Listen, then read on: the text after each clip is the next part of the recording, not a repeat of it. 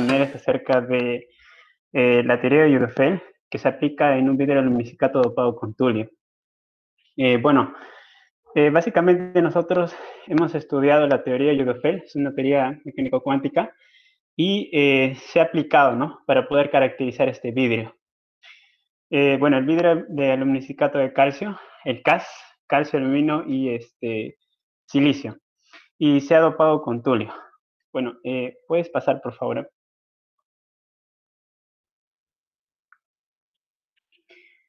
Bien, pásale siguiente, por favor.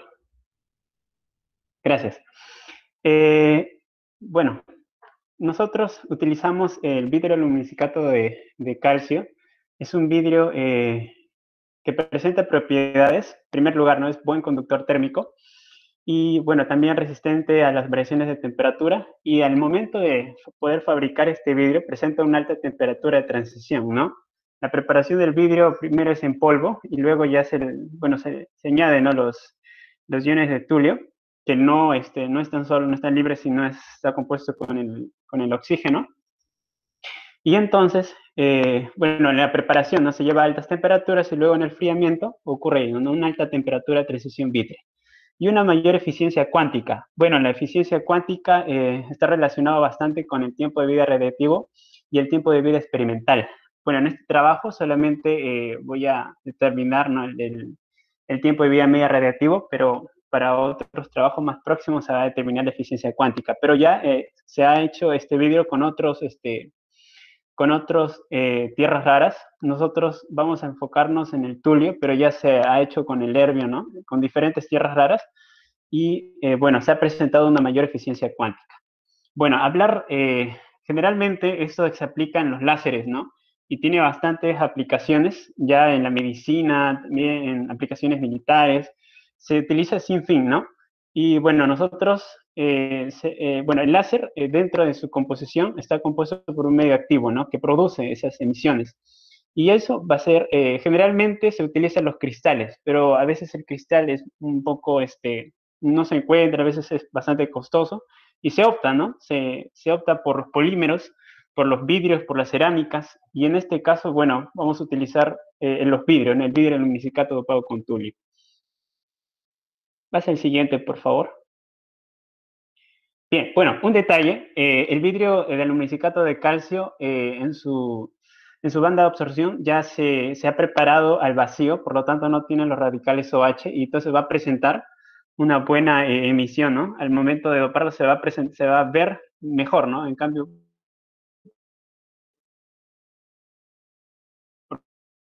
porque no tiene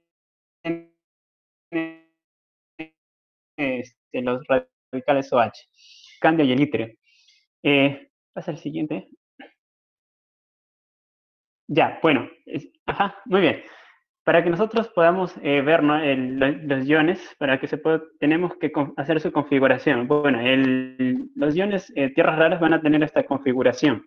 Sin embargo, para poder ver, se necesita, ¿no?, que sean bastante estables, y también estos iones no se van a encontrar, como expliqué, ¿no?, siempre se van a encontrar con el oxígeno.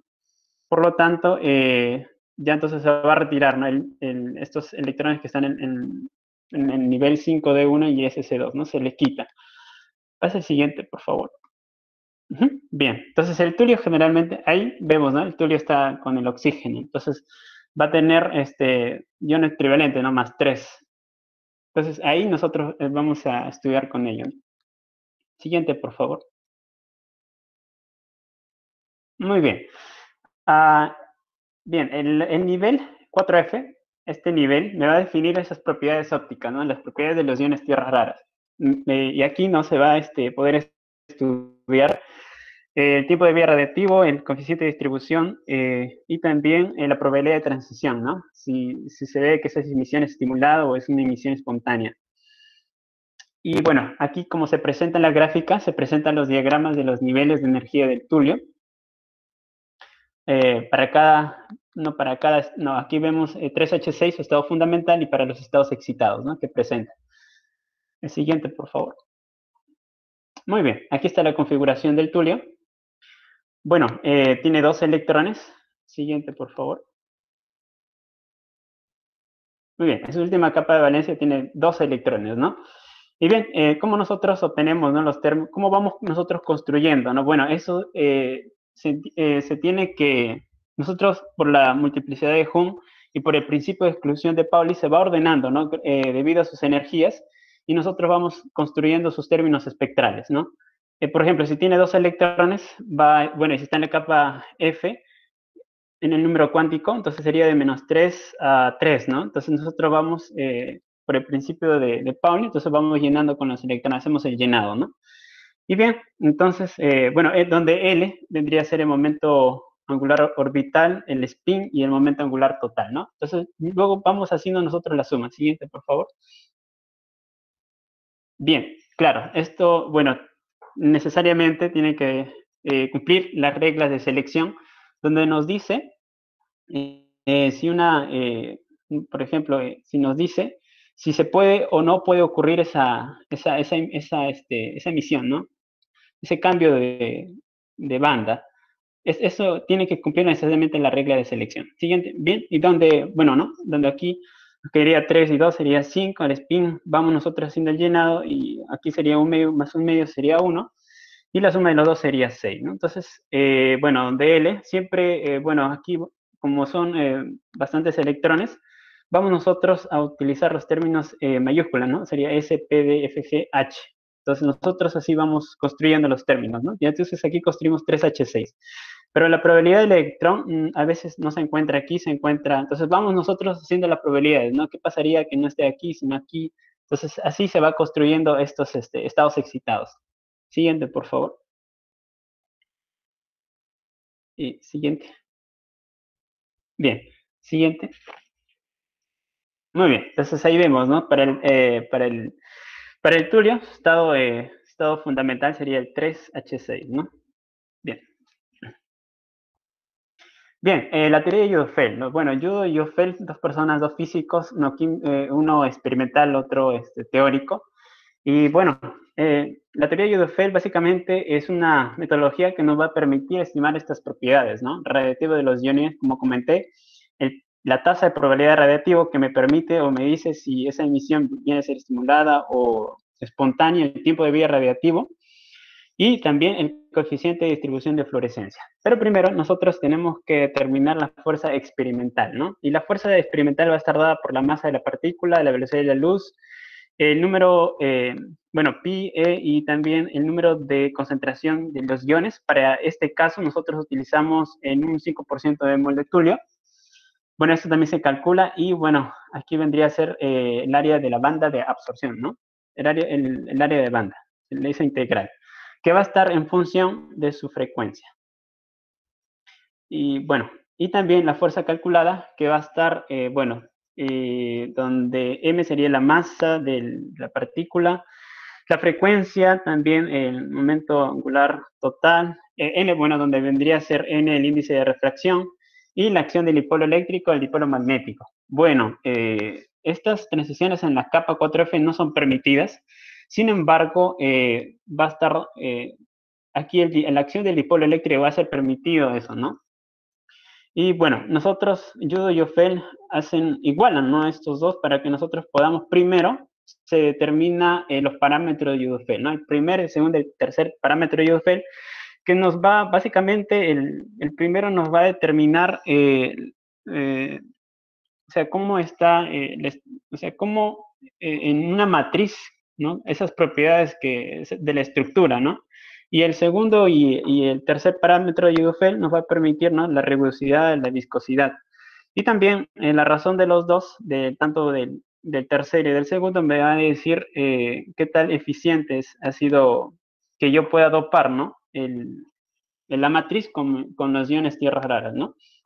Bueno, y la tasa de probabilidad de radiactivo que va a estar eh, en función de la acción del dipolo eléctrico y del dipolo magnético. Bueno, aquí, bueno, en este trabajo el dipolo magnético sí se ve, pero no es tan apreciable como el dipolo eléctrico, por lo tanto no se va a tomar en cuenta.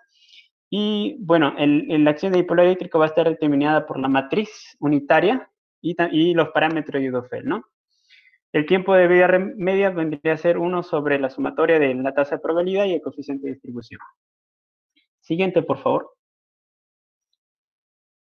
Muy bien. Bien, entonces, para que nosotros podamos determinar, tenemos que hacer, bueno, igualamos, ¿no?, la fuerza experimental, la fuerza calculada, y lo vamos a representar como una relación lineal para cada transición. Bueno, estas van a ser las ecuaciones. Tenemos, expresamos los coeficientes x2 y las fuerzas, como las fuerzas experimentales para cada transición, como se presenta. Entonces, ya tenemos x2y, que vendría, bueno, u2y, esas son las matrices. Ya está determinado, Racal ya lo determinó, Carnal, perdón, y ya, bueno, en la bibliografía también presento, ya se ha determinado para cada emisión o sea, para cada ion tierra rara ya se presenta, ¿no? Ya se tienen estas matrices. Y bien, entonces nosotros ya tener x2y ya sería una constante, ¿no? Entonces el sistema de ecuaciones lo vamos a expresar por una matriz. Siguiente, por favor. Ajá. Entonces ya tenemos, bueno, F1 vendría a ser todas las fuerzas experimentales, ¿no?, que se ha determinado por el área del ancho de banda, y lo vamos nosotros a determinar como una matriz, ¿no? Bueno, esta matriz se resuelve, ¿no? Sería Y es igual a X y los parámetros, bueno, son matrices, hacemos operaciones, ¿no? Le multiplicamos por la transpuesta, luego por la inversa, y despejamos, ¿no?, los parámetros de Feld, y nosotros, bueno, así se soluciona, ¿no? Y nosotros vamos a encontrar los parámetros, ¿no?, que va a representar el conjunto de los parámetros de Feld. Y bueno, nosotros para poder, como son bastantes ecuaciones, hemos utilizado un pequeño programa, ¿no?, con el Wolfram, pero también se puede utilizar otros programas. Con el Fortran todavía, bueno, lo que nos enseñan en la facultad, pero a veces, al comparar con los resultados que con el Graph, es un poco, se utiliza bastantes interacciones, ¿no?, pero más fácil es poder utilizar el Wolfram u otros programas. El siguiente, por favor. Muy bien, bueno, y ahí presento cómo empezar a codificar. Bueno, parte de mi trabajo también era hacer ello, un trabajo estando en la universidad. Y bueno, como vemos, como se presenta, ¿no? Ya yo puedo, bueno, este programa, ¿no?, yo puedo introducir el índice de refracción, los momentos angulares, la constante de Planck, voy ingresando, ¿no? Voy ingresando los valores y ya me va a determinar. Ya no es que a veces tengo que hacerlo manualmente, ¿no?, sino yo voy ingresando, ¿no? El número de iones, introduzco la frecuencia, las bandas, y bueno, ya me va a presentar los resultados, ¿no?, que es lo que yo quiero. Me va a determinar los parámetros de Feld, me va a determinar la fuerza calculada y la fuerza experimental, ¿no?, cómo se presenta. Entonces, bueno, este programa también se puede utilizar diferentes, no solamente el aluminosilicado de calcio, ¿no?, sino vamos cambiando, ¿no? Cambiamos matrices, cambiamos iones, se puede hacer con el iterbio, con el herbio. Entonces, yo creo que sería también para los que le interesen, ¿no?, sería genial aprender ello para que nosotros podamos mismos, ¿no?, poder caracterizar el vidrio. El siguiente, por favor. Bien, también nosotros, se utiliza bastante, ¿no?, como la absorción óptica, ¿no?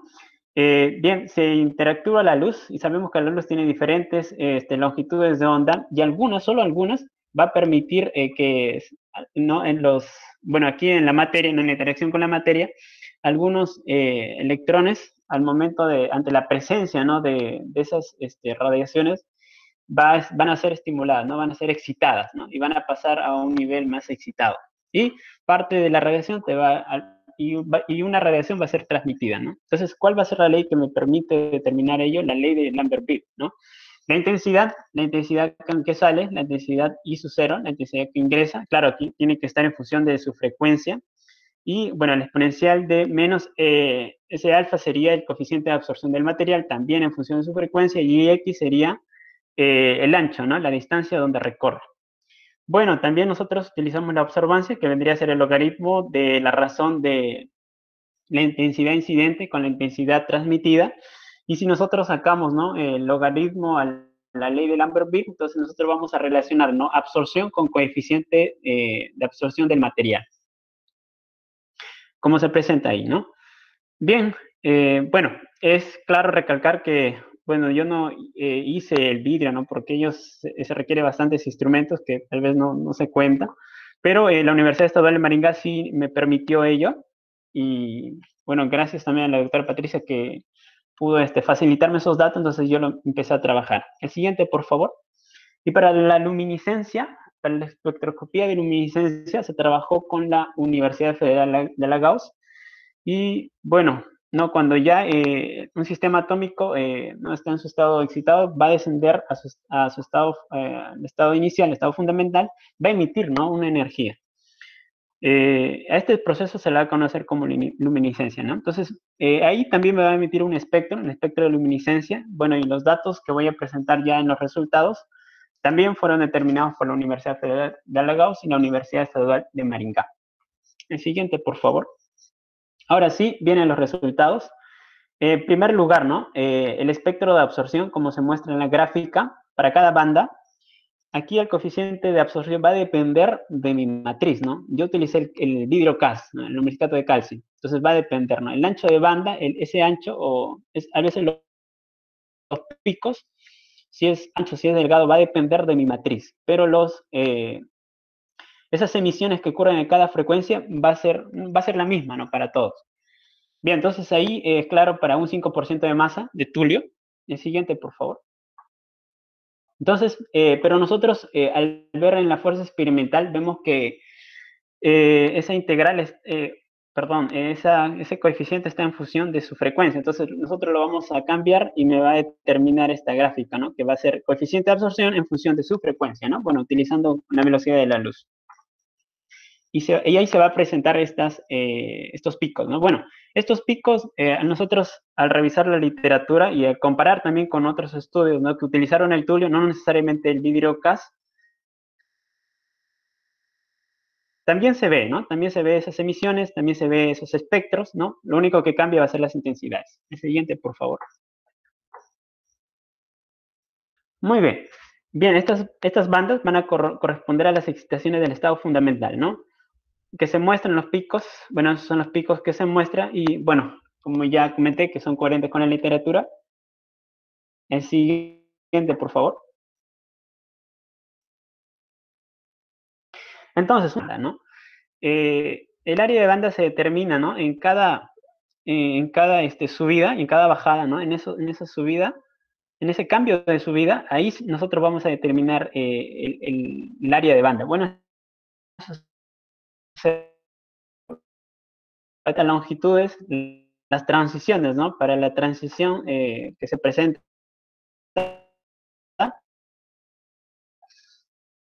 bueno, la concentración de iones, ya comenté que es para 5% del mol de tulio, y el área de banda, ¿no? Aquí tenemos 6 áreas de bandas.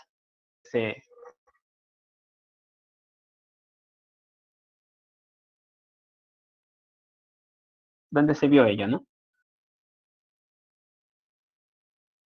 El siguiente, por favor. Ya. Muy bien, gracias. Muy bien, entonces ya teniendo el área de banda que nosotros calculamos, podemos determinar la fuerza experimental, ¿no? Y bueno, nuestro objetivo primero es poder determinar los parámetros de Higgs-Feld, ¿no? El siguiente, por favor.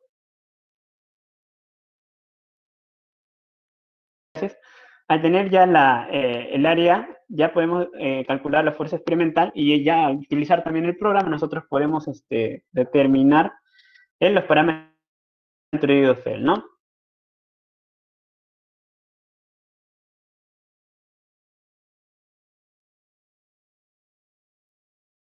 Bien, ¿qué se presenta? Bueno, para cada transición se presenta la fuerza, bueno, y esta variación, ese sería el error, ¿no? Porque yo quiero también ver qué, qué tal es 386, que es 2.49. El siguiente, por favor. Muy bien. Bien, entonces los parámetros, nosotros también al comparar con otros autores, se ha presentado casi algo similar, ¿no? Siguiente, por favor. Muy bien. Y aquí, ¿no? Por ejemplo, vamos a comparar con Xu y sus colaboradores, que, bueno, él no necesariamente utilizó el luminicicato de calcio, utilizó otro vidrio, pero parecido, tiene silicato. Y se ve, ¿no? Que presenta casi lo mismo, ¿no? 3.28, 3.83, 0.15, 0.43, pero la diferencia está aquí, ¿no? Por ejemplo, a él es 0.35, para nosotros 2.49. Entonces, bueno, vamos, el siguiente, por favor. Muy bien. Y en la caracterización, el espectro de emisión, bueno, ese vendría a ser el espectro. Necesariamente tengo que saber, ¿no? Se utiliza la absorción, la emisión, eh, eh, ¿no? ¿Por qué? Porque voy a terminar, ¿dónde voy a hacer la excitación, no? Entonces, con una excitación, el primero fue de 365, ¿sí? El siguiente. Muy bien, una excitación de 350, perdón, nanómetros, y se muestra ese espectro de emisión, ¿no? Con esas bandas. Siguiente, por favor. Y bueno, pero aquí, ajá, siguiente. Muy bien, pero en algunos, por ejemplo, cuando no se presenta algunas bandas, ¿no? Por ejemplo, esta banda solo se presenta al excitar a 790 nanómetros, ¿no? Y miren, la longitud de onda, ¿no? El pico está casi a 1800, ¿no? Entonces está cercano. Y esta es una banda muy importante, ¿no? Porque se va a acercar al infrarrojo. Siguiente, por favor. Bien, y aquí se presentan, ¿no? Los diagramas, los niveles de energía del tulio. Uh -huh. Para cada banda se generó esas energías. Bien, el siguiente, por favor. Muy bien. Y bueno, ya teniendo ello, ya teniendo los parámetros de IFL, ya teniendo también la frecuencia donde se generan esas emisiones, entonces yo voy a calcular, ¿no? Voy a determinar la tasa radiactiva, el tiempo y el coeficiente de distribución, ¿no? Bien, y bueno, como se presenta aquí los resultados, ¿no? Pero un importante resultado vendría a ser casi el último, el siguiente, por favor. Siguiente, muy bien. Por ejemplo, para esta banda, ¿no? De 1751 nanómetros se presenta este tiempo de vida radiativo, ¿no? El tiempo de vida de caer el electrón. El siguiente, por favor. Muy bien. Bien, entonces con mis resultados para los niveles de energía, para cada transición va a ser muy aproximado, ¿no? Entonces ya nosotros tenemos ahora nuestros resultados con el vidrio de nosotros y el ion que se dopó. Entonces vamos comparándonos con otros vidrios que también utilizaron tulio. Bueno, aquí recalcar, ¿no? Todos utilizaron tulio, solamente cambiaron los vidrios, ¿no? Y, por ejemplo, no se notó, ¿no? Casi una comparación, pero de nosotros se notó mejor, ¿no? El tiempo de vida para nosotros es un poco más, ¿no? Y eso se debe ¿no? Como comenté al inicio, se debe a que nosotros, se preparó el vidrio al vacío, ¿no? Por eso se genera ello, ¿no? Y casi el último, de Walsh and Bird, que él utilizó silicato, casi son parecidos, pero nosotros un poquito más, ¿no? Por el luminicicato. Bien, el siguiente, por favor. Muy bien. Algunas conclusiones. Los parámetros de Judefeld, tanto el primer, el segundo y el tercer parámetro de Judefeld, van a ser obtenidos si se puede obtener a través del espectro de absorción, ¿no? Número 2, la buena calidad del ajuste, ¿no? Como comenté, 0.386 entre la fuerza experimental y la fuerza de cálculo, entonces va a ser muy bueno. Y también el parámetro, la razón tanto del segundo y el tercer parámetro, es un valor mayor en el vidrio CAS, lo cual lo hace una excelente matriz para las emisiones del tulio, ¿no? Entonces ahí, y también, bueno, ya al tener el tiempo de vida radioactivo va a ser muy largo al comparado con otros vidrios, ¿no? Y eso va a ser útil para la elaboración del láser, ¿no? Que se utiliza como medio activo para las emisiones estimuladas, ¿no? Que presenta el láser. Siguiente, por favor. Muy bien. Bueno, algunas perspectivas, ¿no? Estando yo en la facultad pude aprender ello Y las perspectivas, en primer lugar, no sería, hay bastantes cosas, yo creo que eso sería casi como el inicio, ¿no? Porque todavía hay trabajos más, hay cosas más que no he presentado, por ejemplo, en los procesos no radiactivos también que presenta, pero eso es un estudio ya para después. Pero primero, ¿no? Determinar la eficiencia cuántica, también se utiliza otra metodología que todavía no lo estoy viendo, pero ya lo voy a ver. Y segundo sería, ¿no? Se puede caracterizar cualquier material dopado mediante la teoría, sí se puede, ¿no? También hay la espectroscopía de Raman que utiliza, pero no pero ya nosotros utilizamos Judofel, ¿no? Entonces, ya tener herramientas para poder caracterizar con materiales con diversos iones tierra rara, ¿no? Para futuros trabajos, tal vez para algunos compañeros que les guste, ¿no? La física experimental. Bien, bueno, agradecer a la doctora que me permitió también poder aprender ello. Y también a la universidad que pudo facilitarme los datos para poder hacer el estudio. Y agradecer, yo creo que eso sería todo por esta tarde. Bien, y ahí está la bibliografía, ¿no? Que presento, es bastante la teoría de Dufel. Aquí en Costa son tesis de maestría. Aquí, bueno, algo de comentar relacionado aquí en Perú, solamente vi la tesis en la católica y dos tesis de católica y una de la Universidad Federico de Villarreal, ¿no? De la Villarreal. Solamente hay tres, no es algo nuevo aprender la teoría de Dufel, pero aquí en Costa presenta la teoría, bastante teoría, tensores que utiliza y sería genial también para algunos físicos teóricos, ¿no? Aprender ello. Bien, bueno, y ahí también, ¿no? De Carnal, donde se muestran todas los vidrios, ¿no? Los iones, perdón, esas matrices, ahí también se presentan. Bien, ahora sí, gracias. Ok, muchísimas gracias, Kenji, por la presentación. ¿Alguien tiene alguna pregunta, alguna consulta? Puede levantar la mano o puede prender directamente el micrófono para poder hacerlo.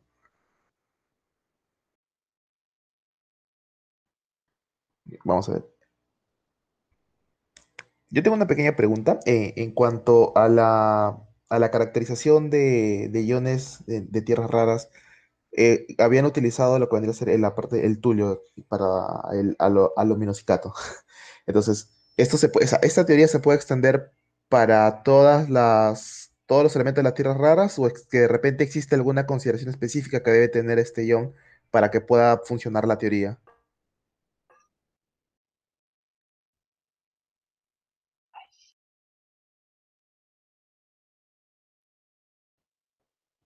Hola, disculpa, Medina, tal vez Ah, ya. puedas repetir la pregunta. Sí, sí, no te Mi internet preocupes. está, se perdió Si la bien han conexión. utilizado mencionaste que se puede extender esto para diversos iones de tierras raras, ¿esta teoría abarca para todos los iones o de repente por elementos químicos debe tener ciertas características el elemento para que pueda ser más fácil o pueda utilizarse directamente esta teoría? Sí, por ejemplo, en las tierras raras sí puede ser para todos los iones tierras raras, ¿no?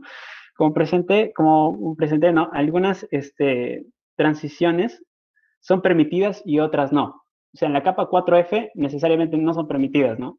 Pero eso comprende todos los iones tierras raras, ¿no? Y más el escandio y el iterbio. Entonces, solo para las iones tierras raras, para otros no estoy todavía, creo que todavía no estoy seguro, pero para los iones tierras raras sí se utiliza la teoría de Idofel. Ok, entonces, y también mencionaste de que esta es una teoría que está entrando recién a Perú por la cantidad por las pocas tesis que hay con respecto a esto. Entonces, queda como proyección entonces poder comenzar a realizar estudios en esta nueva teoría para caracterización de materiales. ¿Alguna aplicación, disculpa, que de repente puedas comentarnos sobre esta caracterización con esta teoría directamente o con el aluminicicato? Mm, ok. Creo que ahí Evangelio preguntó. No escuché bien la pregunta, Medina. Ya, Tal no vez. te preocupes. Te comparto la pregunta de Evangelio. Dice, ¿por qué trabajar con vidrios dopados? ¿La teoría de Dufel puede extenderse a polvos o nanopartículas? Wow. Ya. En polvos o nanopartículas, créeme de que todavía no he visto. ¿Y por qué trabajar con vidrios dopados? Claro, es que esos vidrios van a mejorar las propiedades ópticas. O sea, bueno, tenemos el vidrio aluminosilicado, ¿no? Pero por sí solo, si nosotros queremos utilizarlo para el láser, no, o sea, no va a generar esas emisiones, ¿no? ¿Cuál es el material activo? Va a ser por ejemplo, el ion, ¿no? Que yo lo voy a dopar. Eso me va a mejorar el tiempo de vida radiactivo, me va a mejorar al vidrio, ¿no?